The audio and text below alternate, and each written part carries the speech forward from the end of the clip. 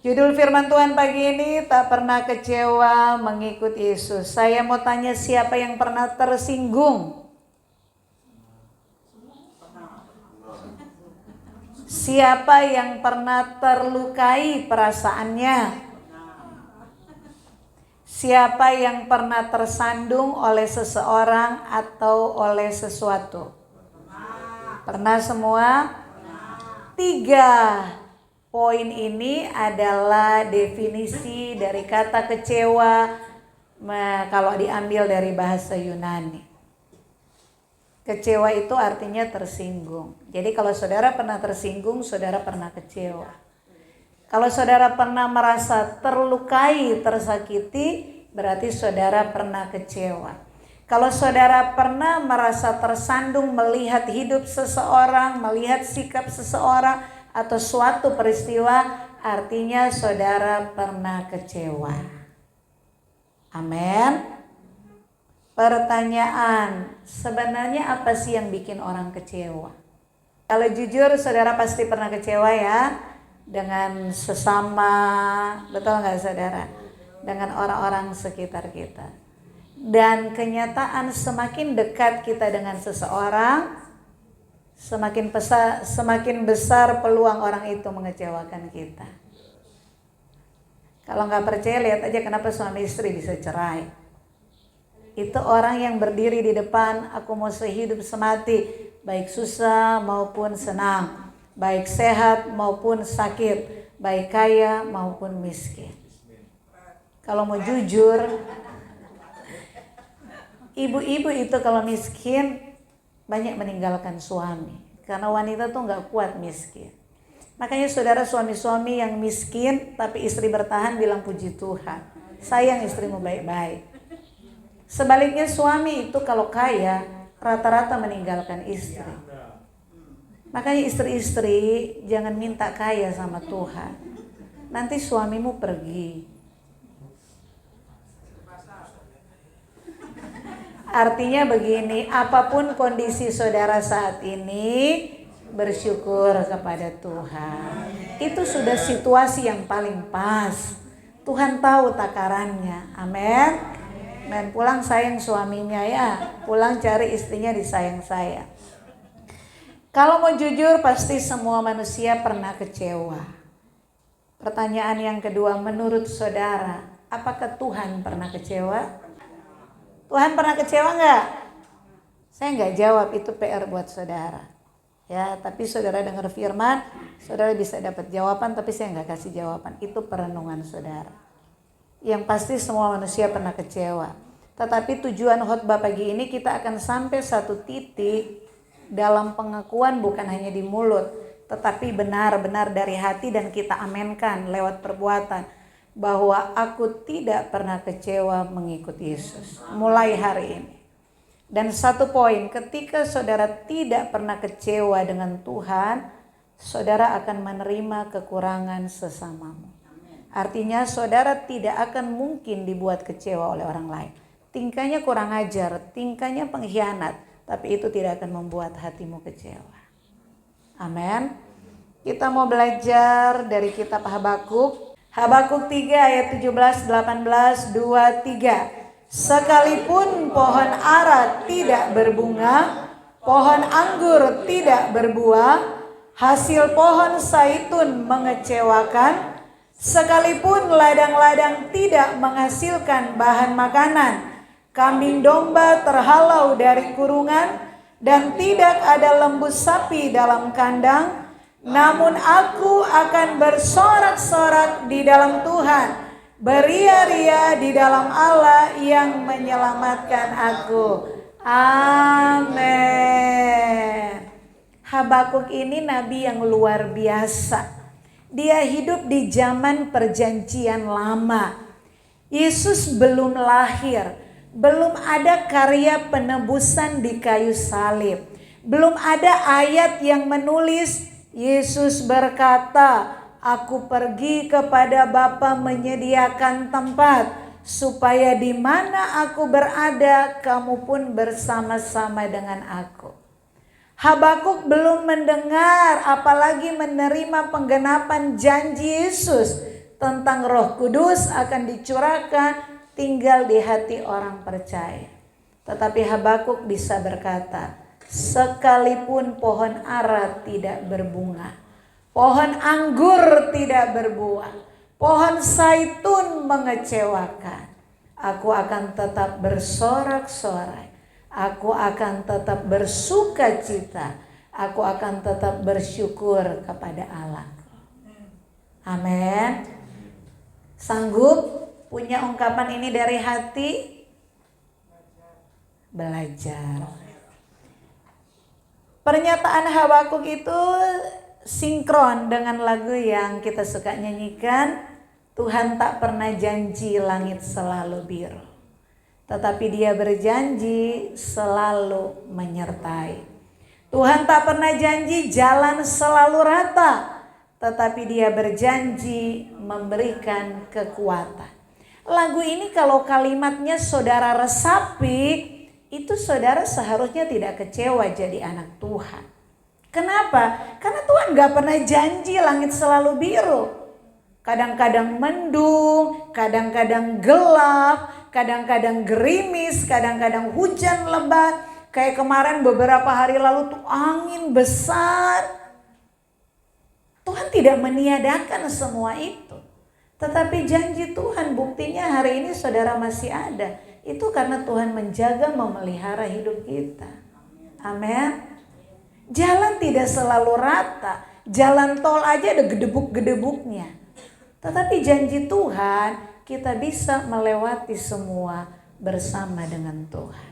Dan buktinya 2022 mungkin saudara banyak air mata di sana, banyak pergumulan, banyak kepahitan, pengalaman-pengalaman yang tidak enak. Buktinya saudara bisa melewati. Hari ini 2023, saudara duduk di gereja dengar firman. Artinya bersama Tuhan kita bisa melewati semua.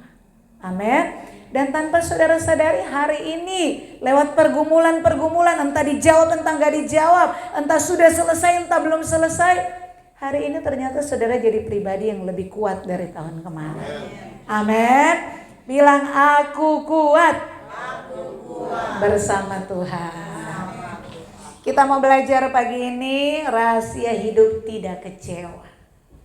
Kalau saudara kecewa, apa yang terjadi dengan diri saudara? Ngomong apa? Orang-orang kecewa tuh ciri-cirinya apa? Sikap perilakunya seperti apa? Yang pertama, marah, stres, sensitif, tidak ada damai, nafsu makan bertambah, yang gendut, yang kurus nafsu makan tambah berkurang. Iya benar. Kalau orang gemuk itu kalau stres makan terus dia. Kalau orang sudah kurus, kalau stres tambah gak bisa makan dia. Nah itu uniknya manusia. Nah artinya ciri-ciri yang disebutkan tadi baik gak untuk kesehatan kita? Saudara mau gak ngalaminya? Nah, supaya gak ngalami itu semua, hilang nafsu makan yang kurus, kebanyakan makan yang gendut, stres, marah gak karu-karuan, depresi, sensitif, itu kan gak enak semua. Nah supaya itu tidak terjadi dalam hidup kita, cuman satu, jangan kecewa. Bilang diriku jangan kecewa. Jangan kecewa. Jangan kecewa dengan sesamamu melihat hidup mereka, dan jangan kecewa dengan Tuhan yang kamu percayai sebagai Allahmu. Nah pagi ini kita akan melihat ada dua rahasia supaya saudara tidak kecewa di dalam hidup. Kan 2023 baru hari ke-8. Tapi kita gak tahu apakah kita masih hidup setahun, 2 tahun, 10 tahun, mungkin 50 tahun lagi. Kan alangkah bahagianya. Minimal di 2023 mulai hari yang ke-8, 9, saya menjaga hati saya. Saya menjaga hati saya supaya saya tidak kecewa. Amin.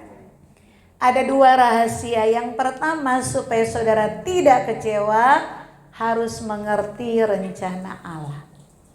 Yang kedua, supaya saudara tidak kecewa, saudara harus mengenal pribadi Allah. Dua poin ini kalau saudara mengerti dengan benar, kalau saudara pahami, saudara menjadi orang yang selalu bersukacita. Walau banyak persoalan, saudara menjadi orang yang hidup dalam damai sejahtera. Walau badai gelombang kehidupan tetap ada menerjang hidup. Amin. Kan bahagia, enak ya saudara? Saudara akan terus bersuka cita, saudara akan bersorak-sorai seperti Nabi Habakuk, saudara bisa berkata seperti pujian tadi, tak pernah kecewa mengiringi Yesus. Bukan hafalan, tapi saudara amenkan, alami, praktekkan dalam hidup bahwa aku tidak pernah kecewa ikut Yesus. Dan saudara akan mengamenkan pujian, Tuhan tak pernah janji langit selalu biru, tapi Dia berjanji selalu menyertai. Tuhan tak pernah janji jalan selalu rata, tapi Dia berjanji memberikan kekuatan. Justru lewat pengalaman-pengalaman itu, saudara akan semakin memahami Allah tidak kelihatan, tapi aku mengalami Allah itu ada. Dan orang-orang yang mengalami kehadiran Allah, mereka yang akan tetap kuat di akhir zaman ini. Amin. Dunia gak akan semakin baik. Kalau saudara baca Alkitab yang ditulis kitab Wahyu, ditulis Matius, Timotius tentang tanda-tanda akhir zaman. Itu perang bangsa bangkit melawan bangsa. Sekarang kan yang kita tahu tuh yang perang tuh cuma 2 negara. Sama di Palestina rebut-rebutan. Tapi nanti akan semakin banyak berita. Itu baru 2 negara yang tidak selesai, itu dampaknya sudah sampai ke kita. Saudara kalau ke pasar, cabai 10.000 sekarang 100.000. Pedagang bilang, Bu dulu saya beli terong 1.000, sekarang 6.000 dapat 2. Gak ada yang turun cuma turun tangga. Yang semuanya naik.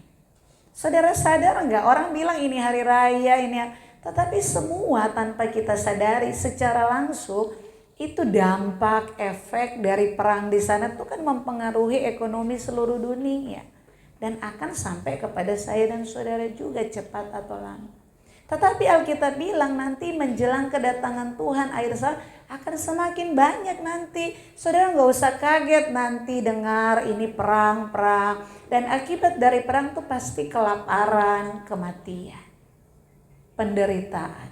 Dan kalau saudara lihat beberapa hari kita alami di Pulau Bali bagaimana angin yang besar itu. Alkitab sudah tulis bencana alam, gempa bumi, semua akan terjadi. Jadi gak usah kaget, jangan berdoa Tuhan dalam nama Yesus jauhkan gempa. Orang Jepang aja tiap hari dia ada gempa dia sudah santai. Dia gak berdoa Tuhan halaukan gempa, tapi dia mengantisipasi dengan kecanggihan negaranya, dengan memberikan pelajaran kepada rakyatnya. Jadi mereka sudah biasa di sana gempa. Itu menjadi bagian hidup mereka. Demikian juga dengan kita orang percaya. Alkitab tidak berjanji, wah di sana ada gempa bumi khusus di rumahmu aman. Nanti tetangga-tetangga rumahnya terbang semua. Kamu jemaat Karmel ya, nanti kamu akan dilindungi. Nanti saudara masuk TV jadi terkenal. Enggak begitu. Kita akan mengalami seperti apa yang orang lain alami. Tetapi janji Tuhan, Dia selalu menyertai. Janji Tuhan, Dia selalu memberikan kekuatan. Itulah sebabnya kalau saudara ngerti janji Tuhan, ngerti rencana Tuhan, kenal pribadi Allah, saudara tidak mungkin menjadi orang Kristen yang kecewa dengan Tuhan. Dan dampak akibat dari orang yang tidak kecewa dengan Tuhan, dia akan menerima kekurangan sesamanya. Sehingga apapun perbuatan sesamanya tidak akan membuat hatinya kecewa. Wah, luar biasa ya. Yang pertama kita mau belajar bagaimana mengerti rencana Allah supaya kita tidak kecewa. Saudara yang kekasih, Alkitab menulis di dalam kitab Mika bahwa Allah itu sudah ada dari kekal sampai kekal. Artinya apa? Rancangan Allah itu dari kekekalan sampai kepada kekekalan. Ketika langit bumi belum dijadikan, Allah sudah punya rancangan. Rancangan itu dimulai dari kekekalan sebelum semuanya diciptakan. Dan itu akan sampai terus sampai di kekekalan. Yang kedua yang harus kita pahami tentang rencana Allah, bahwa rencana Allah tidak pernah gagal. Amin. Bilang sama-sama, rencana Allah tidak pernah gagal. Kalau orang punya perusahaan, punya kerja tim, mereka kalau bikin rancangan, ada plan A, ada plan B. Kalau rencana satu kira-kira nggak bisa berhasil, mereka pindah ke rencana yang kedua. Kalau perusahaan-perusahaan yang mengerti plan A, plan B, mungkin sampai plan C, mereka tuh akan eksis. Kalau orang punya rencana cuma satu, giliran tidak jadi, tidak tercapai, langsung gagal hidupnya. Tetapi saya mau katakan, Allah bukan manusia. Rencana Allah yang dari kekekalan tidak pernah gagal, itu akan terwujud sampai di kekekalan. Kejadian menulis dalam kitab Kejadian, ketika rancangan Allah menjadikan manusia, ketika rancangan Allah mau agar manusia hidup kekal bersama dengan Dia, dan ternyata manusia tidak mendukung pekerjaan Allah, tidak mendukung rencana Allah. Allah sudah berfirman, kalau kamu tidak makan, kamu hidup. Kalau kamu makan, kamu mati. Manusia makan, dia mati. Rencana Allah gagal? Tidak. Makanya Yesus datang, Allah menjadi manusia. Makanya ada salib, Yesus menyelesaikan masalah kegagalan manusia. Dan Yesus berjanji, Dia pergi menyediakan tempat. Yang Petrus katakan, langit yang baru, bumi yang baru. Untuk apa ada langit baru, bumi baru? Untuk menggenapi rencana Allah yang tertunda karena kegagalan Adam dan Hawa. Tetapi rencana Allah tidak pernah gagal.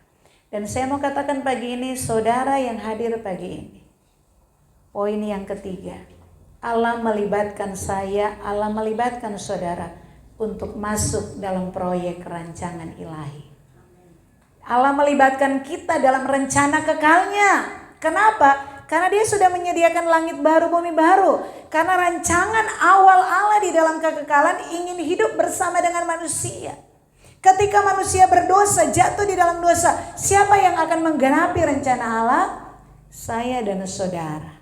Kalau kita mau hidup seperti Yesus hidup, kita yang akan menggenapi rencana Allah yang tertunda karena ketidaktaatan Adam, yang akan menjadi nyata dengan ketaatan kita yang mau hidup seperti Yesus hidup. Dan itu kekal.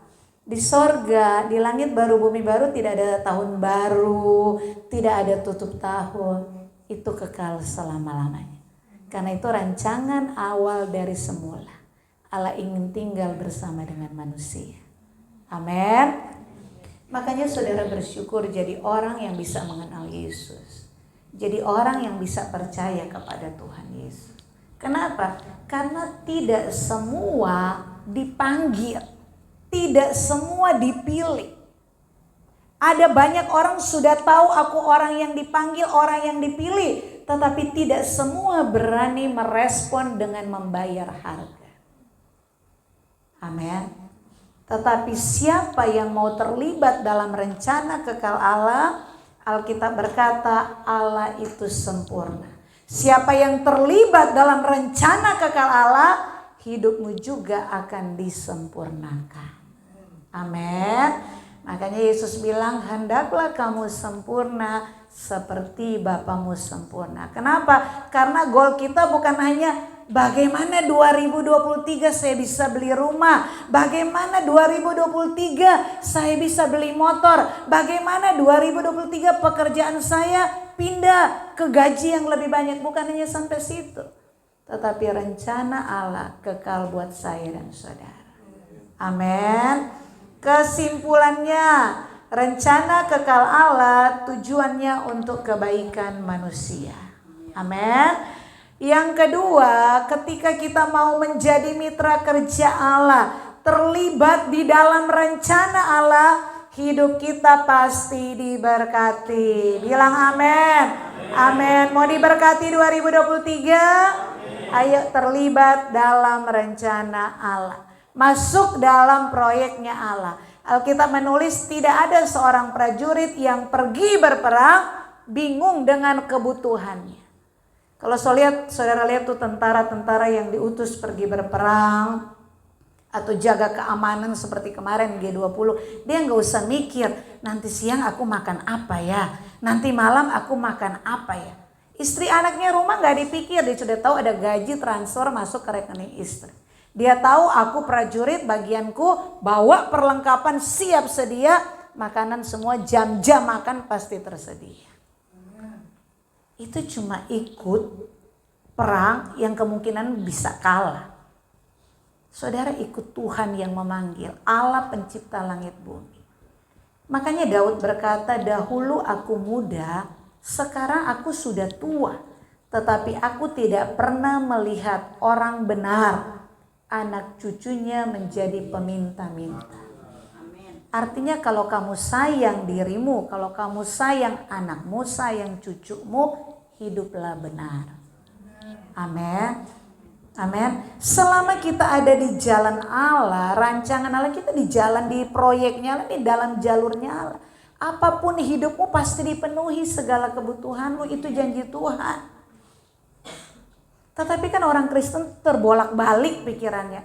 Tuhan, nanti kalau proyekku ini berhasil, baru dah aku memberi. Nanti dah Tuhan, kalau ini ku jadi, baru aku mau melayani Tuhan. Nantilah Tuhan, kalau Tuhan tolong ini, baru maunya diberkati dulu, dikasih semua yang dia minta, baru dia melakukan sesuatu untuk Tuhan. Tuhan gak bisa diatur. Nafas hidupmu tuh sudah karunia Tuhan. Kalau gak percaya coba masuk ICU. Sekali 10.000, 20.000. Saya ngalami loh waktu Pak Titus. Saudara tahu waktu belum punya tabung itu beli oksigen tuh berapa, 75.000 ya. Itu cuma beberapa menit loh saudara dipakai. Habis. Maksud saya begini, kadang-kadang kita mau melayani Tuhan, mau berkorban untuk Tuhan, mau memberi untuk pekerjaan Tuhan, tunggu kalau diberkati. Padahal kamu punya nafas hidup tuh lebih daripada duit yang kamu harapkan, maksud saya. Kesehatan, kekuatan yang Tuhan kasih itu anugerah Tuhan. Amin. Amin saudara. Jadi gak usah hitung-hitungan dengan Tuhan. Kalau Tuhan begini, aku begitu. Jangan. Tuhan sudah kasih yang terbaik. Ayo kita beri yang terbaik kepada Tuhan. Dan janji Tuhan ketika saudara tidak hitung-hitung, ketika saudara memberikan segalanya sesuai dengan maunya Tuhan, hidupmu dipelihara oleh Tuhan. Bukan cuma hidupmu, sampai 3 generasi anakmu, cucumu diberkati oleh Tuhan. Amin. Mau hidup diberkati? Ayo terlibat dalam rencana Allah. Haleluya. Yang kedua, bagaimana supaya hidup kita tidak kecewa? Kita harus mengenal pribadi Allah dengan benar. Saya sudah pernah khotbah tentang pribadi Allah, yaitu kasih Allah yang sempurna dan keadilan Allah sempurna. Amin. Ini kasih Allah, ini keadilan Allah. Ini satu kertas yang gak bisa dipisahkan. Ini ayat mas saudara, ayatnya beda-beda, tapi gambarnya sama. Allah mengasihi kita. Ketika dia mau menjadikan manusia, dia mengasihi manusia 100%. Ketika manusia jatuh dalam dosa, kasih Allah kepada manusia tetap 100%. Ketika saudara dirajut di kandungan ibumu, Allah mengasihimu 100%.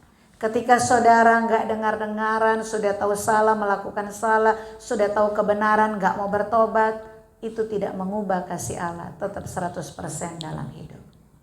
Tapi ingat, dia Allah yang adil, keadilannya sempurna. Apa yang saudara tabur pasti akan saudara tuai. Itu gak bisa dipisahkan. Amin.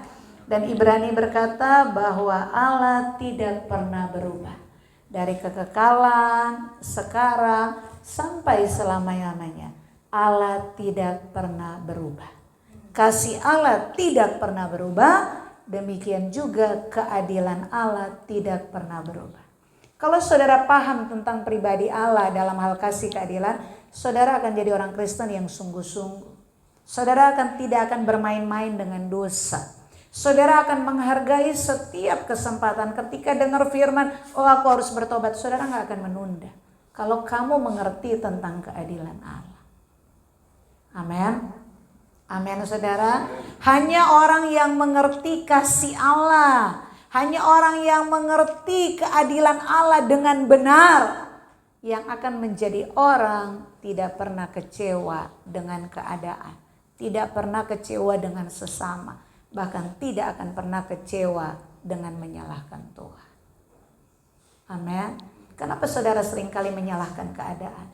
Karena kamu gak mengenal Allah itu siapa. Bahkan kenapa ada banyak orang berani menyalahkan dan berkata, Tuhan aku kecewa dengan Tuhan. Kenapa? Karena dia gak mengenal Tuhan itu. Ada temannya Pak Titus, saya kenal orangnya. Orangnya orang pintar. Dia bilang, sekarang saya jadi ateis. Ditanya kenapa? Dia bilang ada banyak alasan. Salah satu alasan, saya nggak bisa terima. Kalau Tuhan itu memang ada, kenapa ada anak-anak bayi, anak-anak yang masih di bawah usia, itu bisa mengalami misalnya kematian. Contohnya pada waktu itu ada kasus kan, anak dia di rumah keluar orang tuanya, mereka masak pakai tungku, pakai kayu api. Terus anaknya tuh masih kecil, masih batita, ibunya tinggalin dia. Anak itu mungkin pegang kayu atau apa, lagi masak air, nyemplunglah dia di api itu. Terbakar, gosong, mati. Temennya Pak Titus bilang, kalau Tuhan ada, masa Tuhan gak bertindak? Tuhan di mana gitu. Mengerti ya? Secara pertanyaan-pertanyaan manusia, itu hal yang wajar. Tetapi saudara orang yang dipanggil, saudara orang yang dipilih untuk terlibat dalam rencana Allah. Ketika kamu mengerti rencana Allah, kamu mengenal pribadi Allah yang sempurna. Dia punya kasih tapi keadilan. Saudara akan punya jawaban kenapa peristiwa itu terjadi. Bukan Tuhan tidak ada, bukan Tuhan tidak mau menolong. Tetapi anak lahir sudah ada tanggung jawab orang tua yang harus menjaga dia. Amin. Ada waktu-waktu tertentu Allah bikin mujizat. Contohnya kayak gempa di mana waktu itu semua ada bayi itu tertanam loh. Itu lebih dari 24 jam keluar bisa hidup. Di situ orang bilang, wah Allah ada. Wah kalau bukan keajaiban Tuhan. Tetapi ketika peristiwa anak mati ditunggu, orang bilang apa? Tuhan di mana? Tapi kalau saudara mengenal Tuhan itu, mengerti rencana, saudara punya jawaban. Bahwa ada bagian Tuhan, kadang dia izinkan mujizat, tetapi yang pasti ada tanggung jawab manusia. Amin. Amin. Kesimpulannya, mengenal kasih dan keadilan Allah yang sempurna dan tidak pernah berubah, membuat kita mengerti bahwa setiap kejadian yang kita alami adalah sarana untuk menyempurnakan hidup kita. Kalau saudara tahu keadilan Allah, saudara gak akan melo dengan kasih Allah. Kan ada orang bilang, Tuhan mengasihi aku kan anak Allah. Kenapa Tuhan izinkan masalah-masalah ini terjadi? Kalau anak tetangga nakal, bukan urusan kita. Kalau anak kita kurang ajar, ngomong sembarang kita sentil. Kalau nakal kasih tahu dengan mulut, nggak dengar kita ambil rotan kita pukul. Kenapa? Dia anak kita. Kita mau dia jadi baik. Amin. Kalau ada ujian, tantangan, persoalan, ya mungkin karena kita nakal. Dengar khotbah nggak mau bertobat, perlu ada kejadian-kejadian yang bikin kita tersentak. Oh iya Tuhan ampuni. Tetapi ada juga bilang, Tuhan aku aman-aman, aku rajin berdoa, rajin ke gereja, rajin baca Alkitab. Kenapa masalah-masalah nggak selesai? Korintus menulis, bangsa Israel menjadi pelajaran. Untuk apa tantangan ujian itu ada? Untuk merendahkan hatimu. Kadang-kadang kita merasa, wah Tuhan aku udah rajin ke gereja. Wah Tuhan aku tidak mencuri, aku tidak berbohong, aku tidak berzina, aku tidak berdusta. Aku memberi Tuhan. Semua kita menganggap kita seperti orang Farisi yang sudah baik. Tetapi kedalaman hati Tuhan yang tahu. Makanya kenapa kerjaan sudah baik, aman, tiba-tiba drop. Keluarga yang wow sudah berikan kebahagiaan, tiba-tiba tek ada tantangan. Tujuan cuma satu, membuat kita rendah hati. Karena kadangkala pekerjaan baik buat kita nyaman, lupa Tuhan. Keluarga bahagia bikin kita nyaman, lupa Tuhan. Jadi semua yang Allah izinkan cuma satu, mendatangkan kebaikan. Amin. Amin saudara. Jadi kalau saudara mengenal dia Allah mengasihiku, tapi dia juga Allah yang adil, mau mendidik aku menjadi anak yang dewasa sehingga aku layak menjadi ahli waris. Kan ahli waris itu yang dewasa. Betul ya? Menjadi ahli waris kerajaan sorga, saudara harus diproses, saudara harus dibentuk. Kalau anak kecil asal dia minta, nggak dikasih dia nangis, ya udah daripada ribut kasihlah. Tapi kalau saudara sudah dewasa, saudara kepada orang tua tuh sudah nggak minta, saudara malah yang memberi kepada orang tuamu. Kalau saudara juga punya permintaan masih mikir, aku udah segini wajar nggak minta yang kayak begini? Sudah ada pertimbangan. Begitu juga Allah memperlakukan kita. Makanya orang kalau baru jadi Kristen, mau sungguh-sungguh, berdoa apa cespleng, langsung dijawab. Giliran udah lama ikut Tuhan, melayani Tuhan, sudah berkorban untuk pekerjaan Tuhan, doa nggak dijawab. Kenapa ya? Karena Tuhan lagi mengajar kamu untuk jadi lebih dewasa. Supaya kamu percaya bahwa Tuhan itu tidak berubah. Dia mengasihi kamu, doamu dijawab, dia mengasihi kamu. Kamu doa nggak dijawab, Allah juga tetap mengasihi kamu. Jangan sampai perasaanmu membohongi. Wah, Tuhan nggak jawab, berarti Tuhan nggak sayang sama aku. Amin saudara. Kalau saudara mengenal kasih Allah, apapun situasimu, keadaanmu, tidak mengubah kasih Allah dalam hidup. Amin. Mari kita baca sama-sama 1, 2, 3. Tak pernah kecewa mengikuti Yesus adalah pernyataan hidup dari orang-orang yang mengerti rencana kekal Allah dan mengenal pribadi Allah dengan benar. Amin. Kalau saudara tidak kecewa dengan Tuhan, itu dibuktikan dengan saudara bisa menerima sesamamu. Ada orang yang menyakitimu, puji Tuhan. Ada orang yang sudah ditolong, dia membalikkan yang kurang ajar kepada saudara, bilang apa? Puji Tuhan. Sudah berdoa berpuasa, yang jadi tidak sesuai harapan, bilang apa? Puji Tuhan. Dalam segala perkara naikkanlah pujian, syukur kepada Tuhan. Karena itu ciri anak-anak Allah yang akan menjadi ahli waris kerajaan surga. Amin. Mari bangkit berdiri.